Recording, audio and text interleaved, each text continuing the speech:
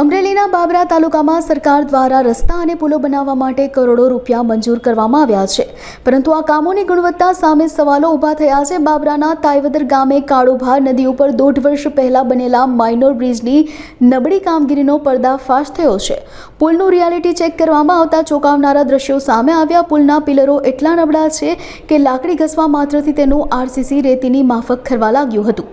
આ ઘટના સ્પષ્ટપણે દર્શાવે છે કે એજન્સી દ્વારા કામગીરીમાં બેફામ બેદરકારી દાખવવામાં આવી છે। આ અંગે જ્યારે માર્ગ અને મકાન વિભાગના કાર્યપાલક ઇજનેરનો સંપર્ક કરવામાં આવ્યો તો તેમણે આ પુલ વિશે કોઈ જાણકારી જ ન હોવાનું જણાવ્યું। તેમણે ખાતરી આપી છે કે આ અંગે તપાસ કરવામાં આવશે અને જરૂર જણાશે તો કાર્યવાહી પણ કરાશે। મારું નામ નાનજીભાઈ છે, નાનજીભાઈ બાલાભાઈ, અને તાવેદર ગામ છે। આ પુલનું કામ નબળું છે, બરાબર, એટલે આ પુલનું તપાસ થવો જોઈએ।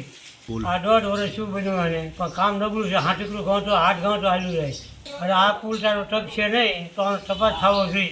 આપના જણાવ્યા મુજબ તાયવદર ગામે જે બ્રિજનું માઇનર બ્રિજ છે, જે માઇનર બ્રિજનું કામ કરવામાં આવેલ છે, જે મતલબ આપ શ્રી દ્વારા જે વિડીયો પ્રસિદ્ધ કરવામાં આવેલ છે, તો એ મુજબ તે કામ નબળું જ જણાય છે, જેની નોટિસ આપેલી છે એજન્સીને, અને એજન્સીનું નોટિસ અન્વયે મતલબ રેક્ટિફિકેશન કરવામાં નહીં આવે તો એજન્સી પર કડક કાર્યવાહી કરવામાં આવશે। તેમજ અમરેલી જિલ્લા હસ્તકના ટોટલ ચાલુ કામો તેમજ જે કામો પૂર્ણ થયેલ છે એની ફરીથી ખરાઈ કરાયા બાદ મતલબ આવી નબળું કામ જણાશે તો એના એક્શન જરૂર લેવામાં આવશે અને એનું રેક્ટિફિકેશન તાત્કાલિક અસરથી પૂર્ણ કરી અને અહેવાલ કરવામાં આવશે।